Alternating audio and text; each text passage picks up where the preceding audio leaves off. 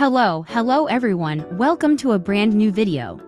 Today, it'll be the episode analysis for episode 7 of Disventure Camp All-Stars. Before this begins, a few things to note. Odd Nation Cartoons is an ownership of the background footage, not me. This is also just my personal analysis, opinions on the scenes. If you have different ones, that's completely fine. In my videos, I do sections to maintain organization and simplicity. The sections for this video are the following. Episode analysis, FIORE Elimination Rant, who's going next, overall thoughts, conclusion. Without further ado, let's get this video started with the first section, episode analysis. My real fans will know that this isn't natural. I would never gush over that 2 out of 10. The episode begins with Trevor and Connor talking, with Trevor mad that Rhea didn't go home, sad that Connor went as he was, one of his favorites. Connor states that he needs to just move on, learn a bit about love, so I guess it's confirmed they were on somewhat romantic terms. With Trevor saying he should do the same. I guess that fully confirms Trevor likes Derek, which is interesting. Wonder how it'll play out. More so curious to see Derek's POV right now. Next is Gret asking where Yul is, with Rhea and Alec having a discussion about Connor being gone and Rhea being her usual unpleasant self, missing DCA's EP3 Rhea right now.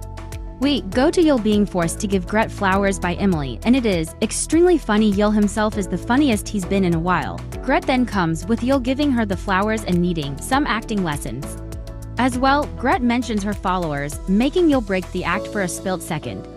I just gotta know how much longer he can keep this up. We then get a confessional from Gret saying that Yul genuinely loves her.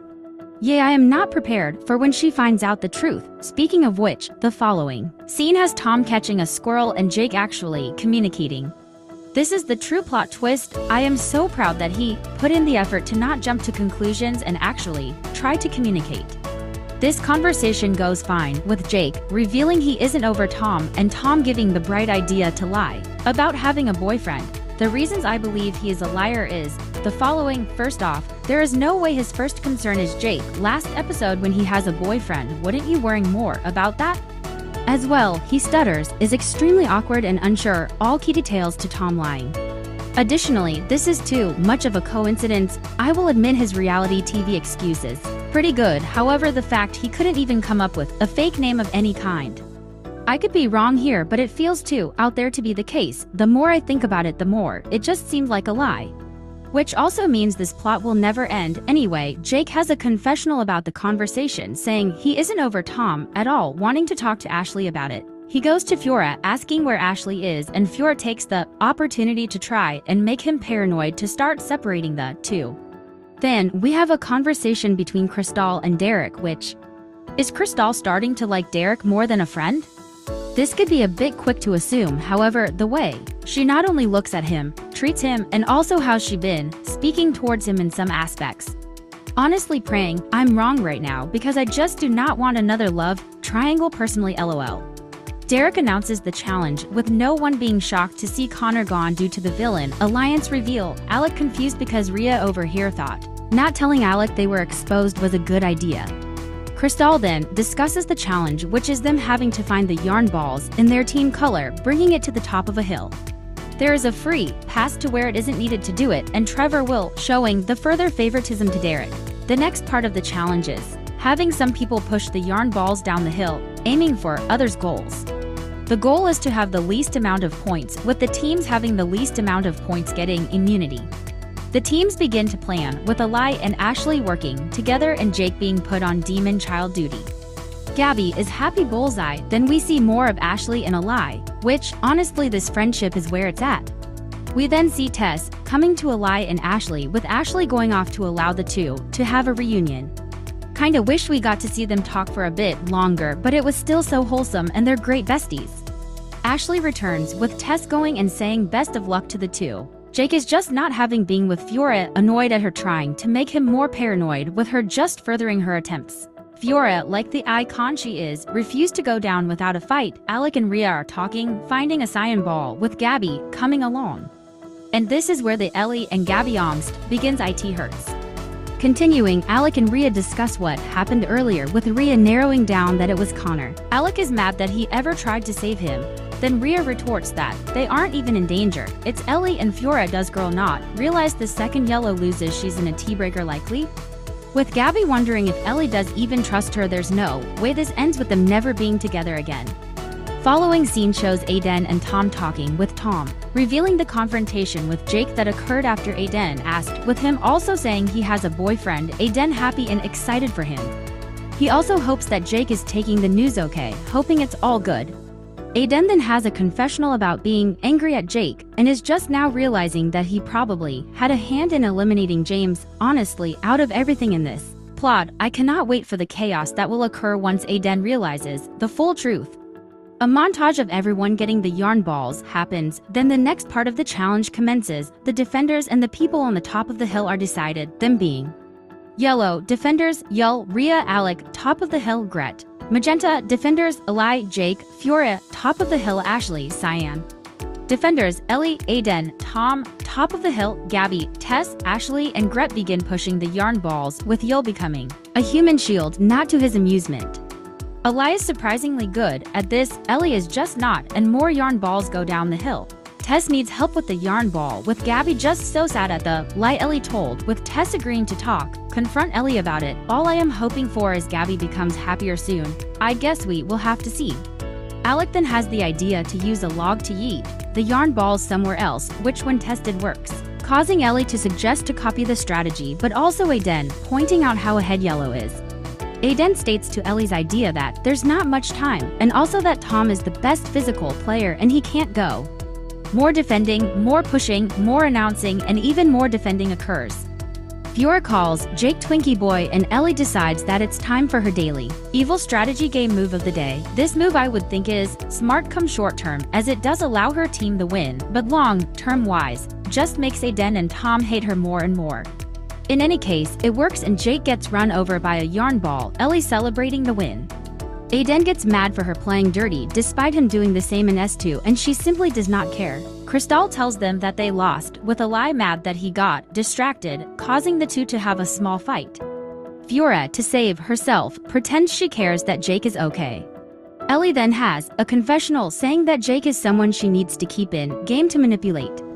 This girl is becoming obsessed with Jake. Why is the true question? I also wonder if she's gonna be the main antagonist, which if she is, oh dear. Crystal congratulates Yellow, giving them pizza as a reward, with Gret stating she has been a bit hungry. Fiore makes a confessional stating that she hopes she made Jake paranoid enough to save herself. Eli states she knows she's on the chopping block, and Jake, for the second time in a row, communicates with Ashley before jumping to conclusions. He starts off by suggesting to vote off Eli, which Ashley is extremely against, wanting to get revenge on Fiore.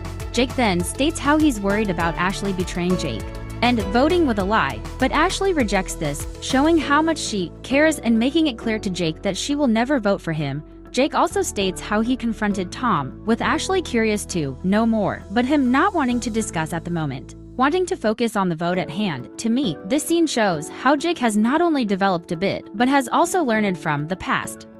Just overall, I love this scene because it also shows how much Ashley does care, but to have such a strong bond and just, it's so good. Then, we have Fiore's elimination.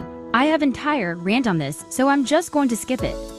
We then have Connor and Fiore going on the bus, heading to the motel, and the episode ends with Jake and Ashley confessionals. With the episode analysis concluded, the next section may commence, the Fiore Elimination Rant. My real fans will know that this isn't natural. I would never gush over that 2 out of 10. Hello everyone, here with my real voice to start to talk about Fiore's elimination. In my opinion, I do not like this elimination. In fact, it's my least favorite for multiple reasons, which the first one is I feel like it's an anticlimactic elimination. Now, what do I mean by this? The past 2 Magenta Team eliminations have all been like, whoa, look it, Fiore managed to survive, whoa! That is the vibe, and that's what constantly happened. So that began, to me, meant to expect, like, Fiore's elimination is going to be a huge climactic thing, and in the end, it really wasn't. Like, in episode 7, all Fiore really did is try to make Jake paranoid, which, thank to the heavens, it failed. And then it's just like, it just kind of happened because it was just a majority vote. She just went home, and yeah, though her being, like, trying to manipulate, and that last line with Connor is just hilarious, but it's kind of like, it just happened. And I feel like if you're going to make it such a huge deal for the past 2 eliminations that Fiore is going, whoa, she stayed, whoa. I'm kind of, again, expecting that this new elimination is going to be huge, and it's just not. It just kind of happens, and to me, it makes it an underwhelming elimination, and Fiore is the first season antagonist to actually head home, I believe. Like, off the top of my head, she is the first one, so you'd also feel like it's one of a bigger deal, but it's just kind of not. It just kind of happens to happen. Which, again, I just wish it was more climactic or played up a bit more. I'll be talking about that later in this rant, but moving on. And also, I feel like she was kind of unfinished. Now, obviously, Disventure Camp is no stranger to eliminating characters when it comes to them being unfinished, and obviously there is a return, but it feels like, specifically with Fiore, they just kind of left stuff unfinished to leave stuff unfinished. They really could have just given a quick scene to where Alec and Fiore talk things out, or at least talk, because in episode 4 to episode, 7, they haven't really spoken, if at all. The last time they spoke was when the Villain Alliance was formed. Now, obviously, I am awaiting Alec's reaction to knowing Fiore is gone, but the fact that for 3 episodes, she just does nothing or talks nothing with Alec is fine. But when you're gonna eliminate her here, again, it's a good placement for her. It is a good placement, and it works. However, you don't, again, moving on to the next point, it's not being used really well, because all she really does is be comedic. Now, obviously, she's funny, and she's great, and you don't have to give her the prime focus, but when you have the Alec and Fiore dynamic that you set up from the beginning, that continues to be set up until episode 4, and then it just kinda, again, jarringly stops, I don't know. I just feel like one conversation would fix all this. One quick conversation between Alec and Fiore or something like that to where it makes sense, or at least they chat. Again, for 3 episodes straight, she does nothing but be a comedic relief. And also, main reason I was convinced she was going to have closure with Alec is, to me, that's one of the best ways you can close up her character. Just have her have closure with Alec, maybe a bit happy with that, I don't know, but it gives, I feel like, her character the best end it possibly can. That's why I kept, if you see my trailer analysis, that's what I kept basing it off of, how close they were going to make up, because to me, that felt like how it would end, but without that, it kind of feels unfinished. Like, she just feels like an unfinished character, which is fine if she's gonna return her stuff, or maybe the motel episodes finishes it off, but I feel like if you had 7 episodes with her and she just doesn't have a conversation with Alec, doesn't have a closure, when you have that chance, I don't know, that's just my take.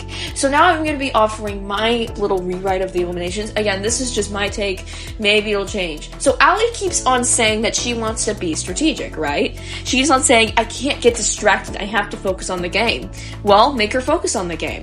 Make her realize that the second that she's left alone with Jake and Ashley, her bond with Ashley is not going to stand strong to Jake and Ashley's bond. So she needs to get rid of Jake, or try to. So she would go to Fiore, or Fiore would try to go to her, one of the two, and they would agree to make an alliance. And then it would tie. Now obviously, Fiore would still lose in the tie between, I'm guessing they vote Jake for this, I'm gonna say they vote Jake for this, because Allie, again, does not want to betray a friend, but also she wants to focus on the game, so it's a mix of both at the same time. But not only would it give Jake I'm guessing Fiore would also try to make him paranoid as a little last measure for her needs, in case so it doesn't really tie in the end because she knows she'll lose, but seeing Jake also get to beat Fiore. Now obviously Ashley has a stronger bond, or rather rivalry, with Fiore, and therefore that would make it more intense. However, I just don't see a world where Allie votes for Ashley. It could, if she really wanted to go down the betrayal route, villain Allie, ooh, but I don't think that needs to happen. I think it would just be and then Jake gets that moment to where he just beats Fiore and overreigns her, getting revenge for both him and Ashley, and also that not only fixes the climactic issue, it doesn't make it feel underwhelming, it makes it feel really intense and really entertaining. Now obviously Fiore was always going to lose, but seeing her lose, I don't know, I think it fixes the climactic issue and all of that. Now obviously Alec and Fiore just need to have a conversation, maybe they're just planning it for the future, and again, this could all be inaccurate come future, but yeah, this is just my take for now. If you have any personal takes on Fiore's elimination, I would love to hear in the comments down below, but let's just get on with the video. My real fans will know that this isn't natural. I would never gush over that 2 out of 10. For this section, I'll be going team by team, starting with yellow, then magenta, then cyan. With yellow, I am fully convinced Rhea is going. Unless they bring back her good side that has fallen out, disappeared, I don't know what more she's going to offer. I don't see Alec going right after Fiore went home, and right now Yul and Greta's going on a slow burn type arc. With magenta, unless Eli can somehow pull out an immunity totem, she ain't surviving another loss, which honestly is pretty sad given how much I'm enjoying her. I'd say Ashley, but at this point, it'd take either a team swap or a game twist to eliminate her. She has too much power on the team. Jake is staying because this Tom plot is never ending. On Cyan, I don't think Ellie's going right now. I'm doubting they'd stuff both Tess and Gabby confronting Ellie into one episode, and it'll take more for Gabby to really get mad and really tell Ellie how it is. Thus, Ellie gets plot armor and gets to live another day. This also applies to Tess and Gabby. I feel like there's more to Tess here and also more to Gabby since she's actually gaining some plot now, which leaves Aiden and Tom. Since this Jake plot is never ending, Tom must stay, thus, Aiden is on the chopping block. There hasn't been much used with his underdog type arc, like at all, and once he figures that Jake eliminated James, I feel like it'll cause such chaos that he can be sent home. Tess could flip, but if Gabby is really that desperate, she might decide to stick with Ellie for Gabby's sake.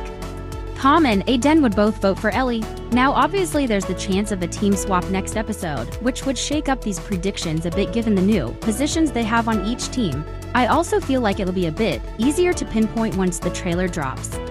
With this finished, the next section of the video may commence, which is my overall thoughts on the episode. My real fans will know that this isn't natural. I would never gush over that 2 out of 10. This episode is one I liked, but to me, it doesn't compete with some of the other episodes of All Stars given how good the season has managed to be so far. To me, the weakness of Fiore's elimination, whatever the heck Tom is doing now, brought down the episode a lot personally. This is my character tier list for the episode. Please do note this is just my personal opinion. If you have different, it's completely fine. With this out of the way, the final section may begin the conclusion of the video. My real fans will know that this isn't natural. I would never gush over that 2 out of 10. What were your thoughts on the episode? Would love to hear in the comments down below. Thank you so much for watching today's video, and I hope to see you again on the channel. Have an awesome day, night, Saya.